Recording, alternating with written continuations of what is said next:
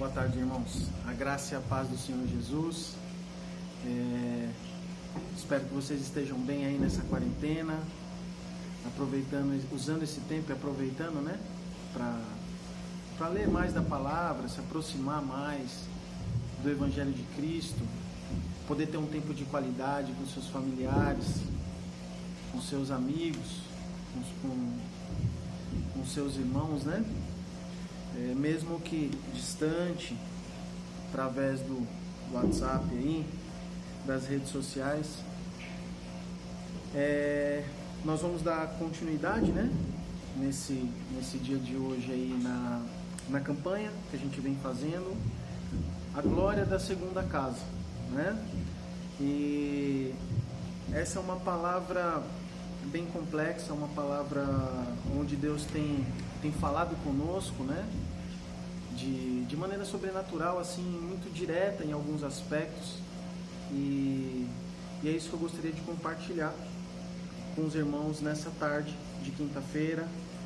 Que em nome de Jesus que você seja alcançado e abençoado, né, por essa palavra. Amém? Vamos dedicar um tempo agora para a gente orar por essa palavra e pedir para que Deus abra os nossos ouvidos, os nossos olhos e principalmente o nosso coração para receber essa palavra dele. Amém? Senhor, nós queremos te louvar, engrandecer o teu nome, te agradecer, Senhor, porque o Senhor tem nos sustentado, o Senhor tem nos protegido, o Senhor tem nos levado, Deus, a atravessar, Senhor, esse período de dificuldade como um forte, Senhor. Temos sentido, Deus, sentido a tua presença, Deus, sentido o teu mover, o teu agir, Senhor, sentido também o teu socorro, Senhor, nos momentos em que necessitamos. Deus, que em nome de Jesus, essa palavra que nós vamos compartilhar hoje, Deus, que ela venha nos edificar, nos alimentar, nos abençoar, abrir, Senhor, o nosso entendimento para aquilo que o Senhor deseja, Senhor, para as nossas vidas. Senhor, abre verdadeiramente os nossos olhos espirituais para esse novo tempo que vai acontecer no Brasil, no mundo, na nossa igreja. Senhor, em nome de Jesus, Pai, nós entregamos esse momento nas Tuas mãos, pedimos que seja o Senhor a estar conduzindo, que seja o Senhor a estar indo à frente. E Deus, que tudo que seja falado aqui venha do Teu trono, que seja o Teu Espírito Santo a estar nos usando e fazendo com que a gente venha entender a Tua palavra nessa tarde. Em nome de Jesus, amém. Amém, irmãos. A glória da segunda casa. Essa campanha, irmãos, chega até nós, irmãos, né? Irmãos e irmãs da igreja Hebron com Cristo, com duas ordens, né? Onde a primeira é a construção da casa do Senhor, e a segunda, a construção da casa do Senhor em nós, a construção da casa dele em mim e em você. Isso é muito importante, irmãos, para nós. Nós estamos passando por um momento onde nós estamos procurando um novo lugar, né, para estar congregando, e eu vejo que é nossa responsabilidade fazer parte disso, né? Financeiramente, espiritualmente também, com orações,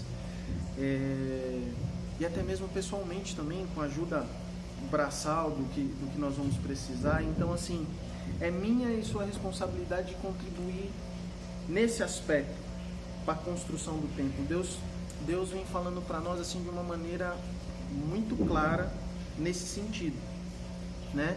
E a segunda parte é essa construção dentro de nós, é a transformação do nosso coração, da nossa maneira de enxergar, da nossa maneira de pensar, da nossa maneira de reagir às circunstâncias, às situações ao qual nós temos nos deparado.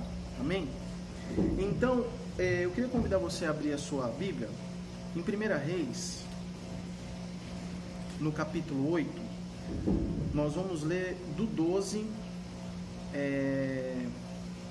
do 12 até o 30, onde trata da conclusão da promessa referente à construção do templo, onde Davi almejou, sonhou em construir um templo para Deus, e onde Deus disse que ele não construiria, mas sim o seu filho, e aqui é Salomão narrando isso, amém? Então lá diz assim, ó: então Salomão, ó Senhor, o Senhor, perdão, então falou Salomão, o Senhor disse que ele habitaria nas trevas, certamente, o Senhor disse que ele habitaria nas trevas, certamente te edifiquei uma casa para morada, assento para a tua eterna habitação. Então virou o rei o seu rosto e abençoou toda a congregação de Israel, e toda a congregação de Israel estava em pé, e disse: bendito seja o Senhor Deus de Israel, que falou pela sua boca a Davi, meu pai, e pela sua mão o cumpriu, dizendo: desde o dia em que eu tirei o meu povo Israel do Egito, não escolhi cidade alguma de todas as tribos de Israel para edificar alguma casa para ali estabelecer o meu nome. Porém escolhi a Davi para que presidisse sobre o meu povo Israel. Também Davi, meu pai, propusera em seu coração o edificar casa ao nome do Senhor Deus de Israel.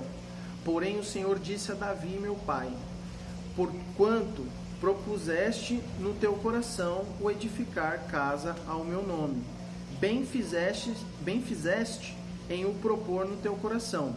Todavia tu não edificarás esta casa, porém teu filho, que sair de teus lombos, edificará esta casa ao meu nome.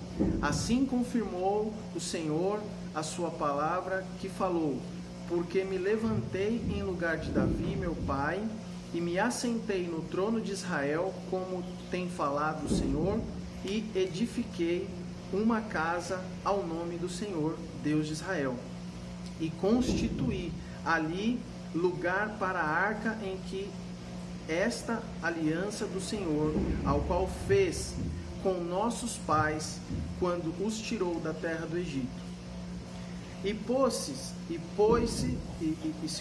E se colocou Salomão diante do altar do Senhor, na presença de toda a congregação de Israel, e estendeu as suas mãos para os céus, e disse: ó Senhor Deus de Israel, não há Deus como tu, em cima nos céus nem embaixo na terra, que guardas a aliança e a beneficia a teus servos que andam com todo o seu coração diante de ti, que guardaste o teu servo Davi, meu pai, o que lhes disseras, porque com a tua boca o disseste, e com a tua mão o cumpristes, como neste dia se vê. Agora, pois, ó Senhor Deus de Israel, guarda a teu servo Davi, meu pai, o que lhe falastes, dizendo: não te faltará sucessor diante de mim, que se assente no trono de Israel, somente que teus filhos guardem o seu caminho para andarem diante de mim, como tu andastes diante de mim. Agora também, ó Deus de Israel, cumpra-se a tua palavra que disseste a teu servo Davi, meu pai. Mas na verdade, habitaria Deus na terra? Eis que os céus e até o céu dos céus não te poderiam conter, quanto menos esta casa que eu tenho edificado. Volve-te, pois, para a oração de teu servo e para a súplica, ó Senhor meu Deus, para ouvires o clamor e a oração que o teu servo hoje faz diante de ti, para que os teus olhos, noite e dia, estejam abertos sobre esta casa, sobre este lugar, do qual dissestes: o meu nome estará ali, para ouvires a oração do teu servo, para ouvires o que o teu servo fizer neste lugar. Ouvi, pois, a súplica do teu servo e do teu povo Israel, quando orarem neste lugar. Também ouve tu, no lugar da tua habitação nos céus, ouve também e perdoa. Amém? Essa palavra, irmãos, está trazendo para nós, assim, a conclusão, né, da promessa de Deus, da construção do templo, né? Porém, ela traz para nós, né, a importância que tem a casa do Senhor para nós, né? Nesse tempo de quarentena, como tem sido difícil se manter aquecido na fé, se manter vivo nas promessas de Deus, sem ter um lugar para congregar, sem estar junto com os irmãos, né? Isso, a gente está aqui mantendo essas lives e tudo, mas acaba sendo, de uma certa maneira, até que frio, né? Porque eu particularmente preciso desse contato com as pessoas, poder ouvir, poder estar junto, poder compartilhar algo, poder ajudar em alguma coisa. Então, isso nos faz sentir vivos, sabe? Nos faz sentir útil. E assim, a principal importância, né, que nós temos, que essa casa ao qual o Senhor está nos chamando para edificar, assim como Salomão edificou, o socorro para as vidas que precisam da ajuda do Senhor, que precisam encontrar Cristo, como um dia nós encontramos, né? Cada um tem uma história de como se converteu, mas para mim foi muito importante existir um tempo de congregação onde eu pude receber uma palavra de um irmão e ali me converter a Cristo e começar a caminhar e começar a aprender. Então a nossa igreja é um espaço de oração, de adoração a Deus, de socorro aos necessitados em oração, a pessoas enfermas, as pessoas necessitadas financeiramente, a famílias desestabilizadas. Então assim, a congregação, a casa do Senhor ao qual Ele está nos chamando para construirmos, é algo assim que é extremamente necessário para a minha vida, para a sua vida, para a vida dos nossos pastores e dos nossos irmãos aí. Eu creio que essa palavra vem de encontro ao nosso coração nesse sentido, irmãos. O quanto nós precisamos nos empenhar para ajudar a edificar esse lugar onde Deus quer mover, usar as nossas vidas e principalmente nos ensinar. Amém? O mistério dessa campanha para nós tem a ver com casa. Lá em Lucas, nós vamos ler Lucas 2, do 41 ao 52.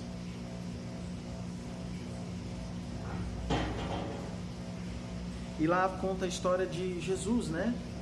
No templo. Eu vou saltar um pouquinho e vou logo para o 48. Amém? Lucas 2, 48. Aqui eles estão falando de Jesus. E quando o viram, maravilhavam-se e disse-lhe sua mãe: Filho, por que fizeste assim para conosco? Eis que teu pai e eu, ansiosos, te procurávamos. E ele lhes disse: Por que é que me procuráveis? Não sabeis que me convém tratar dos negócios de meu pai? E eles não compreenderam as palavras que lhes dizia. E desceu com eles e foi para Nazaré, e era-lhes sujeito. E sua mãe guardava no seu coração todas estas coisas. E crescia Jesus em sabedoria e em estatura e em graça. Nesse contexto estava falando assim, que, como diz lá no 41, né? Ora, todos os anos iam seus pais a Jerusalém à festa da Páscoa. E tendo ele já 12 anos, subiram a Jerusalém segundo o costume do dia da festa. E Jesus acabou ficando lá no templo, compartilhando, né, da palavra de Deus lá. Os pais foram embora e só depois de 3 dias de viagem que perceberam a falta de Jesus, né? E por isso que eles voltaram, os pais, né, Maria e José, voltaram para poder buscar Jesus, né? E falaram aquilo que nós acabamos de ler na palavra. Você vê que Jesus ficou na casa do seu pai, né? Então até Jesus precisou desse tempo, né? De ter um lugar para congregar, de ter esse espaço físico para adorar Deus, compartilhar do conhecimento de Deus, da sabedoria de Deus, e assim, para edificar a vida dele e para edificar a vida dos outros também. Você vê que a palavra diz que as pessoas ficaram maravilhados, né? Com o conhecimento de Jesus, sendo tão jovem, né? E agora eu queria tratar sobre esse segundo aspecto, né? A construção da casa dele em nós. Amém? E eu queria ler com os irmãos o que está lá em Atos 7. Atos 7. Eu vou ler do 2 ao 5. E ele disse: homens, irmãos e pais, ouvi. O Deus da glória apareceu a nosso pai Abraão, estando na Mesopotâmia, antes de habitar em Harã. E disse-lhe: sai da tua terra e dentre a tua parentela, e dirige-te à terra que eu te mostrar. Então saiu da terra dos caldeus e habitou em Harã. E dali, depois que seu pai faleceu, Deus o trouxe para esta terra em que habitais agora. E não lhe deu nela herança, nem ainda o espaço de um pé, mas prometeu que lhe daria a posse dela e depois dele a sua descendência, não tendo ele ainda filho. Desculpa, foi meio confuso. Mas prometeu que lhe daria a posse dela e depois dele a sua descendência, não tendo ele ainda filho. Aí nós vamos ler do 9 ao 15. E os patriarcas, movidos de inveja, venderam José para o Egito, mas Deus era com ele. Ele livrou-o de todas as suas tribulações. Ele deu graça e sabedoria ante Faraó, rei do Egito, que o constituiu governador sobre o Egito e toda a sua casa. Sobreveio então a todo o país do Egito e de Canaã fome e grande tribulação, e nossos pais não achavam alimentos.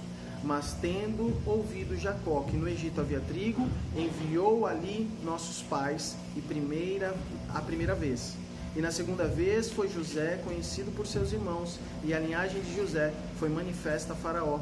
E José mandou chamar a seu pai Jacó e a toda a sua parentela, que era de 75 almas. E Jacó desceu do Egito e morreu, e ele e nossos pais. Aí nós vamos para o 23, e vamos ler do 23 ao 26. E quando completou a idade de 40 anos, veio-lhe ao coração ir visitar seus irmãos, os filhos de Israel, e vendo maltratado, um deles o defendeu e vingou o ofendido, matando o egípcio. E ele cuidava que seus irmãos entenderiam que Deus lhe havia de dar a liberdade pela sua mão, mas eles não entenderam. E no dia seguinte, pelejando eles, foi por eles visto, e quis levá-los à paz, dizendo: homens, sois irmãos. E no dia seguinte, pelejando eles, foi por eles visto, e quis levá-los à paz, dizendo: homens, sois irmãos, por que vos agravais um ao outro? E o que ofendia o seu próximo o repeliu, dizendo: quem te constituiu príncipe e juiz sobre nós? Queres tu matar-me como ontem mataste o egípcio? E a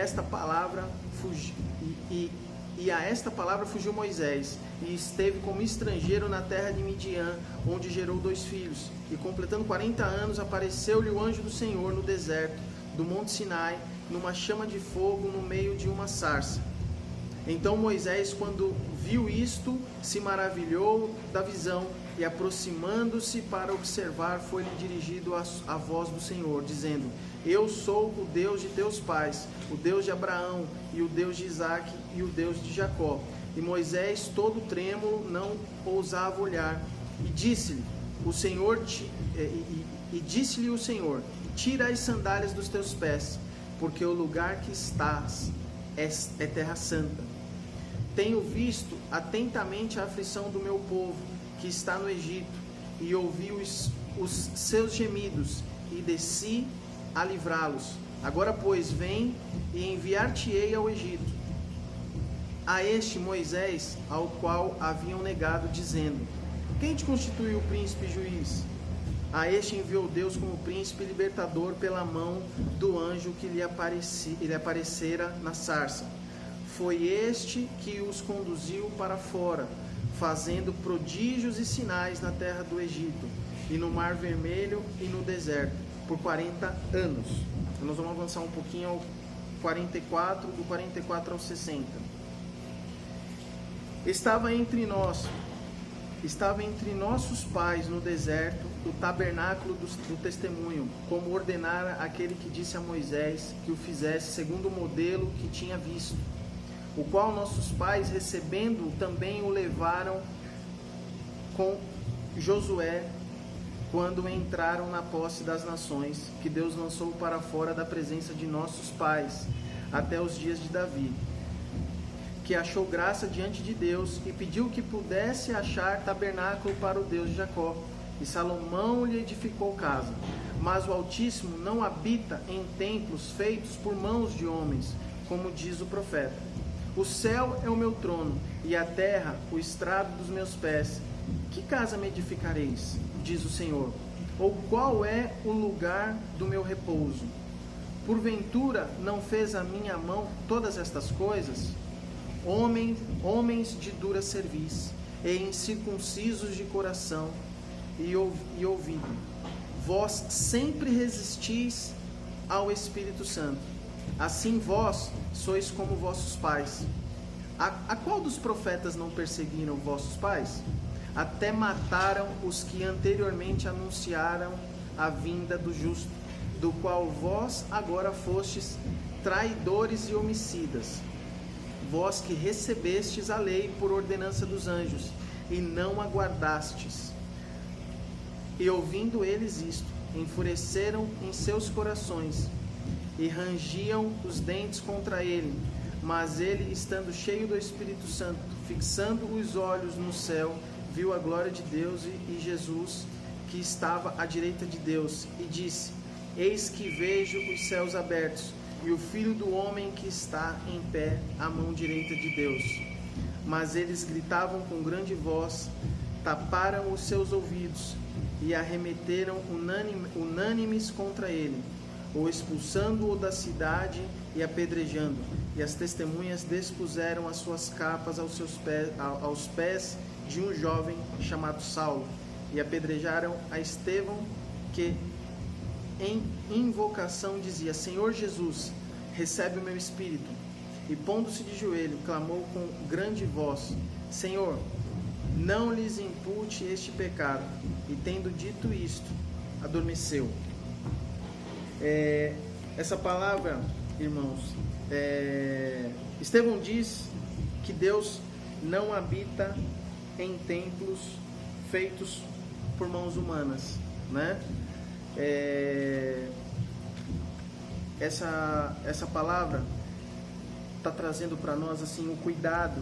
Estevão tentou chamar a atenção desse povo do cuidado que nós precisamos ter com o nosso coração, com as nossas atitudes perante as outras pessoas, porque às vezes podemos estar achando que estamos agradando a Deus, que estamos fazendo algo para Deus, e simplesmente não estamos, porque não estamos alinhados com a vontade de Deus. Então assim, essa palavra, hoje, ela nos chama a atenção, chamou para mim a atenção sobre esses dois aspectos, né?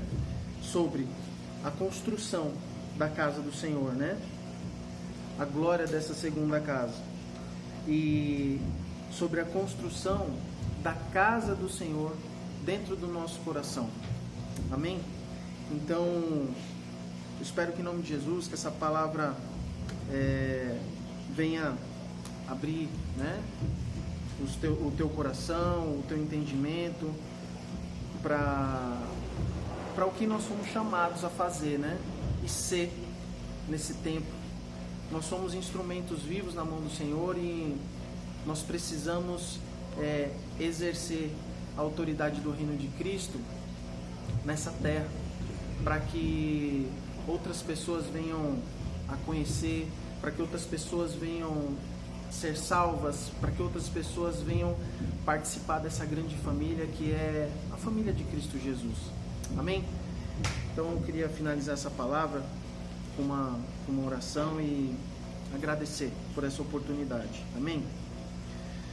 Senhor, nós queremos te glorificar, te agradecer, Senhor, por esse tempo, te pedir perdão, Senhor, pelos nossos pecados, pelas nossas fraquezas, pelos nossos erros. Senhor, queremos clamar a Ti, Senhor, por essa pandemia que está acontecendo, para que em nome de Jesus, para que nessa reabertura dos comércios, para que nós sejamos protegidos, Senhor, guardados pelas Tuas mãos, para que nenhum mal, Senhor, venha se alastrar, Deus, pelo nosso país, para que a gente possa viver verdadeiramente, Senhor, um milagre, Senhor, de que o nosso país não será afetado, Deus, como infelizmente aconteceu com outras nações, que a gente tenha uma oportunidade de fazer diferente, que aconteça, Senhor, de maneira diferente. Manifesta, Senhor, a Tua glória sobre as nossas vidas, nos protege, nos guarda, Senhor, debaixo das Tuas asas. Senhor, eu clamo a Ti pela família do Afrânio, Senhor, que infelizmente veio a falecer. Deus, visita a esposa, consola, Senhor, o coração dos familiares, em nome de Jesus. Guarda eles, Senhor, debaixo das Tuas asas. Tira toda a tristeza, Senhor, do coração deles, em nome de Jesus, Pai. Senhor, eu clamo a Ti pelos necessitados, Senhor, pelas pessoas que estão passando por dificuldades. E que em nome de Jesus, Pai, que nós possamos fazer a diferença, que nós possamos ajudar essas pessoas e que o Senhor venha ser, Senhor, o suprimento, Senhor, para essas pessoas, Deus. Em nome de Jesus, abençoa a nossa igreja, abençoa esse novo momento. E, Pai, em nome de Jesus, abre uma porta para nós, Senhor. Mostra para nós um lugar, abre um espaço, Deus, para que a gente possa estar congregando, uma casa, Deus, para que a gente possa estar edificando a Tua igreja, fazendo a Tua vontade, Senhor, e para que vidas sejam alcançadas, sejam abençoadas pelo poder da Tua palavra, pelo poder do Teu amor, Deus. Essa é a minha oração em nome de Jesus. Amém. Obrigado.